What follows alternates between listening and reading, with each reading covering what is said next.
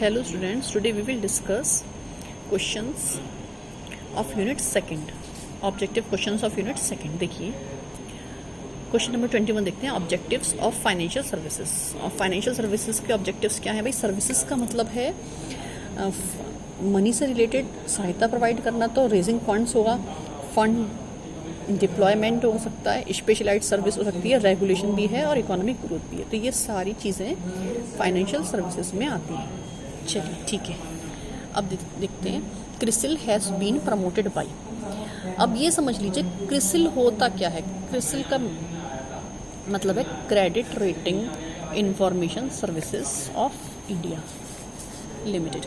मतलब क्या हुआ, जो बड़ी बड़ी कंपनियां हैं उधार लेती हैं, चुकाती हैं या नहीं, उसके संबंध में क्रेडिट की रेटिंग करना ही क्रिसिल का काम है. तो ये स्टार्टिंग में बनाया था किसने? ये बनाया था स्टार्टिंग में इन दोनों ने, ICICI और UTI ने. ठीक है, फिर क्या हुआ कि ये उसके बाद इन 2005 S&P ऑफ US ने इसको पूरी तरीके से क्या कर लिया, खरीद लिया. तो ये इंडियन कंपनीज के बारे में क्रेडिट रेटिंग बताती है. इसका काम आपको पता होना चाहिए, क्रिसिल. ठीक है, और देखिए 23rd क्वेश्चन देखिए. The term is defined as a central location for keeping securities on deposit. देखिए डिपॉजिटरीज का आंसर है. पहले डिपॉजिटरी को ढंग से समझिए. डिपॉजिटरी का मतलब होता है जहाँ पे फाइनेंशियल एसेट्स जो है डीमेटेरियलाइज्ड फॉर्म में रहें. डीमेटेरियलाइज्ड फॉर्म में मतलब जिनकी फिजिकल एग्जिस्टेंस ना हो. ठीक है, तो वो कहलाते हैं डिपॉजिटरी. जैसे कि फॉर एग्जांपल अगर हम गोल्ड की बात करें तो गोल्ड का फिजिकल एग्जिस्टेंस होता है, तो वो डिपॉजिटरी में नहीं रहता, उसको हम डिपॉजिटरी नहीं बोल सकते. जैसे हम शेयर्स की बात करें, बॉन्ड्स की बात करें, FD की बात करें, ये सारी चीज़ें जो हैं जो डीमेटेरियलाइज्ड फॉर्म में, जिनके की फिजिकल एग्जिस्टेंस नहीं होती, तो वो कही जाती है डिपॉजिटरी. ठीक है, नेक्स्ट देखिए 24 का. The apex organisation in the Indian money market.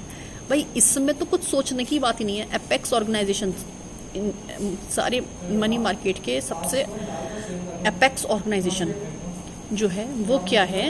ये इन्होंने गलत आंसर दे रखा है, इसीलिए मैंने यहाँ पर सर्कल कर रखा है RBI सारे फाइनेंशियल इंस्टीट्यूशंस का एपेक्स है, तो इसका भी RBI ही एपेक्स होगा. ठीक है ना. अब देखिए next, the principal instrument of organised money market. ये मनी मार्केट के इंस्ट्रूमेंट्स क्या हो गए? Call, repo, treasury, commercial bill, certificate of deposit, commercial paper और मनी मार्केट म्यूचुअल फंड. ये सभी हैं इसमें. ठीक है, मनी मार्केट के सारे ऑप्शंस हैं.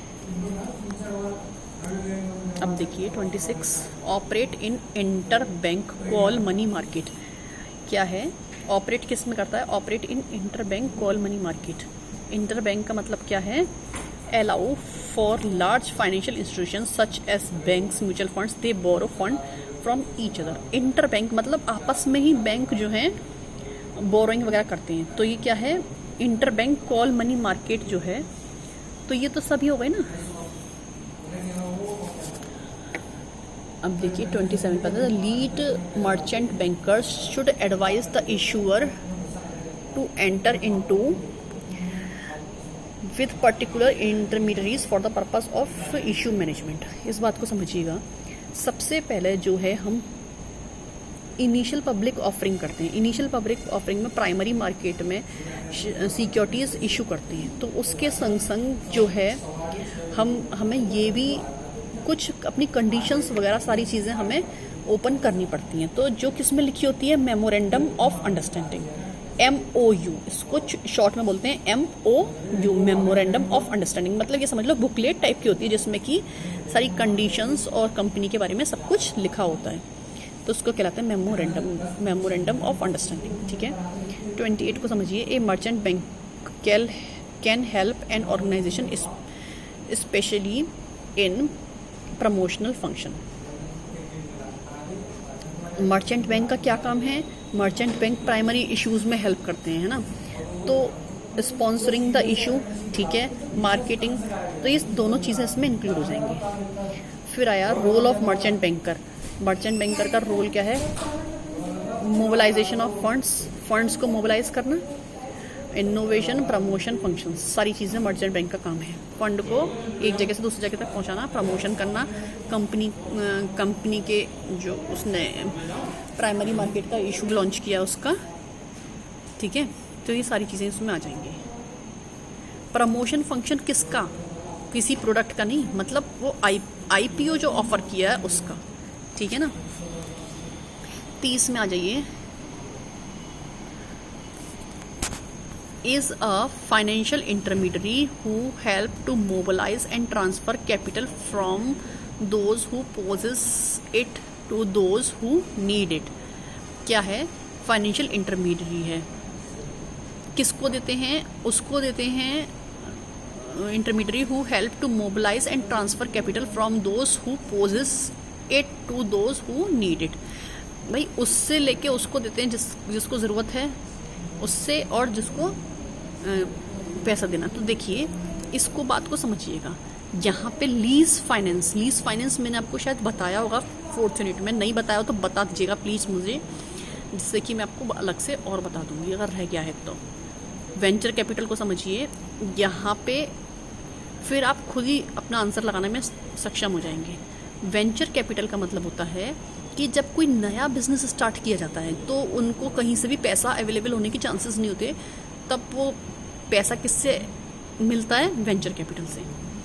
लीज फाइनेंस में मतलब होता है कि जब कोई, जैसे कोई होटल है ना, मेरे पास ओनरशिप है और मुझे लगता है कि मैं इतना दिमाग नहीं मार सकती, तो मैंने उसको बट्टे पे दे देते हैं ना, जैसे गाँव में बाग उठा देते हैं, तो उसी को बोलते हैं लीज फाइनेंसिंग। उसको उठा दिया, उसको वही कंसेप्ट है लीज फाइनेंसिंग का। किसी को उठा दिया, वो अपने हिसाब से अर्न करता रहेगा और आपको पूरी साल का उसका कुछ पैसा दे देगा, ठीक है ना। अब देखिए, और ये लेकिन होता क्या है? इंस्टॉलमेंट्स में पेमेंट होता है इसमें। मर्चेंट बैंकर्स का क्या है?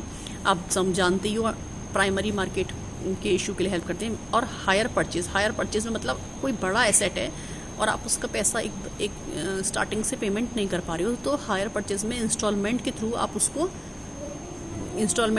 वन बाय वन पेमेंट करती है और लास्ट इंस्टॉलमेंट में आपके पास ओनरशिप इसकी ट्रांसफ़र हो जाती है, ठीक है। तो इस हिसाब से देखा जाए तो आपको पैसे की ज़रूरत है, ट्रांसफ़र कराने वाली वेंचर कैपिटल ही इसमें ठीक बैठ रहा है। लेकिन वेंचर कैपिटल का स्पेसिफिक कहीं आता है आपको और कोई ऑप्शंस हो उसकी जगह पे, वेंचर कैपिटल का मतलब है कि जहाँ पर रिस्क वाला कैपिटल, कि कोई नया काम आदमी शुरू कर रहा है, वेंचर है ना, एडवेंचर से समझ लो, तो वहाँ पे रिस्क है उसके बिजनेस में, तो वेंचर कैपिटल का काम हुआ, ठीक है ना।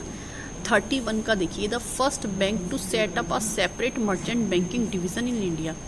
वही मर्चेंट बैंकिंग का सबसे पहला काम किसने किया था? इन्होंने किया था, है ना, ये तो याद करने की चीज़ है। और 32 का देखिए, विच of the following is not a fee based financial services. दो तरह की फाइनेंशियल सर्विसेज होती हैं, फी बेस्ड फाइनेंशियल सर्विसेज और फंड बेस्ड फाइनेंशियल सर्विसेज। वो फाइनेंशियल सर्विसेज जहाँ पे कि वो क्या लेते हैं? फीस। दूसरी, वहाँ पे उनको फंड की सुविधा मिल जाती है। तो फीस, जैसे हमने क्या किया, पोर्टफोलियो मैनेजमेंट दे दिया, है ना, इशू मैनेजमेंट दे दिया, जैसे मर्चेंट बैंकिंग में हम कर रहे हैं, इशू को मैनेज करवा रहे हैं। इशू का मतलब है कि हम शेयर्स को इशू करना चाह रहे हैं, मतलब जारी करना चाह रहे हैं, और उसमें हमें हेल्प चाहिए। बैंक की गारंटी है ना, ये शॉर्ट में लिख दिया है, मैं बता रही हूँ, बैंक की गारंटी है, तो ये फी बेस्ड सर्विस है। यहाँ पे वो अपना कुछ पैसा चार्ज कर लेंगे। फंड बेस्ड सर्विस क्या है? हायर परचेज सिस्टम, लीज है, वेंचर कैपिटल है, तो यहाँ पे छोटी मोटी फीस नहीं लगेगी, आपको उन्हें फंड देना होगा जिससे कि आपको ये सर्विसेज मिलेंगी, ठीक है ना। फैक्टोरिंग, वेंचर कैपिटल, ये सब क्या है? फंड बेस्ड सर्विसेज है। अब ये क्या है? Which of the following is not a fee based services, तो ये लीज फाइनेंसिंग इसमें फंड बेस्ड सर्विसेज है। अब देखिए, all merchant bankers must have minimum net worth of. सारे मर्चेंट बैंकर्स की मिनिमम वर्थ कितनी होनी चाहिए? कम से कम 5 करोड़। नेक्स्ट देखिए, find out odd one authorization criteria of merchant bankers. Merchant bankers का ऑथराइजेशन क्राइटेरिया क्या है? इसमें से हमें ऑड आउट करना है। इसमें क्या है, all business performed. Merchant bankers को सारे बिजनेस परफॉर्म होने चाहिए? नहीं, ऐसी कोई ज़रूरी बात नहीं है। फिर प्रोफेशनल कॉम्पिटेंसी, प्रोफेशनली उन्हें सारी चीज़ों का नॉलेज होनी चाहिए। कैपिटल एडुकेसी, उनके पास प्रॉपर अवेलेबल कैपिटल होनी चाहिए, पास्ट एक्सपीरियंस होना चाहिए। तो ये 3 होने चाहिए, लेकिन वो नहीं होना चाहिए, तो वो हमने ऑड 1 आउट कर दिया। 35 क्या है, cover the entire range of services provided by a merchant banker. Merchant banker क्या क्या सर्विसेज प्रोवाइड करते हैं? प्रोजेक्ट काउंसलिंग करते हैं, है ना, cover the entire range of services provide by merchant banker. तो मर्चेंट बैंकर सारी कौन सी रेंज कौन सी प्रोवाइड करते हैं? तो कॉर्पोरेट काउंसलिंग में सारी चीज़ें आ गई। कॉर्पोरेट मतलब पूरी कंपनी की, चाहे वो फाइनेंशियल से रिलेटेड हो, चाहे वो मर्जर से रिलेटेड हो, ठीक है ना, तो उसमें कॉर्पोरेट में सारी चीज़ें आ गई।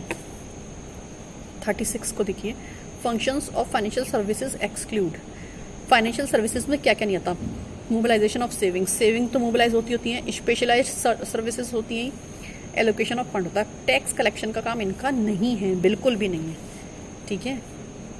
Financial service companies exclude. ऐसी कौन सी फाइनेंशियल सर्विस है जो ये कंपनी नहीं देती? सोल प्रोप्राइटरशिप को समझिएगा, जैसे मेरी कोई कंपनी है, मेरी अकेले की, तो मैं फाइनेंशियल सर्विसेज क्या दूंगी भाई? सोल प्रोप्राइटरशिप, ठीक है। तो वो कोई प्रोडक्ट बनाएगी, कुछ भी करेगी, तो ये तो नहीं है कि आपको लोन प्रोवाइड करेगी, नहीं कर सकते ना, उसके लिए सारी कंडीशंस होनी चाहिए। तो कॉमर्शियल बैंक्स, इंश्योरेंस कंपनीज और ये सारी तीनों कंपनीज कर सकती है, लेकिन सोल प्रोप्राइटरशिप जो है वो नहीं कर सकती, यही अलग है इसमें। 38 को समझिएगा, the number of lead merchant bankers may not exceed in case any issue size less than 50 crore number of MB। मतलब अगर किसी कंपनी के जो शेयर्स इशू हो रहे हैं वो 50 करोड़ से 50 करोड़ तक हैं, तो कितने मर्चेंट बैंक्स उसमें हेल्प कर सकते हैं? 2, ठीक है। किसी कंपनी के जो शेयर्स इशू हो रहे हैं उसकी जो वर्थ है वो 50 करोड़ की है, तो उसमें 2 मर्चेंट बैंक्स जो हैं उसकी हेल्प कर सकते हैं। नेक्स्ट देखिए, which was the second banking in India with limited liabilities. Limited liabilities के लिए कौन सी बैंक है? फर्स्ट देखिए, लिमिटेड लाइबिलिटीज़ का मतलब क्या होता है ये भी देखिएगा, इससे पहले समझ लीजिए क्वेश्चन को। सबसे पहले जो लिमिटेड लाइबिलिटीज़ वाली जो बैंक थी वो थी अवध कॉमर्शियल बैंक, अब ये बंद हो गई है। अब दूसरी बैंक आई पंजाब नेशनल बैंक। ये 40 जो क्वेश्चन है वो आपके इस सिलेबस का ज़्यादा रोल नहीं है, लेकिन फिर भी समझ लीजिए। विच movement encourage the formation of commercial banks. Commercial bank के फॉर्मेशन में किसका रोल रहा? ये है स्वदेशी मूवमेंट, ठीक है, स्वदेशी मूवमेंट है, आज़ादी से पहले का था, ठीक है। अब भी 40 से के अब वाले क्वेश्चंस नेक्स्ट वीडियो में, ठीक है। Okay, have a good day.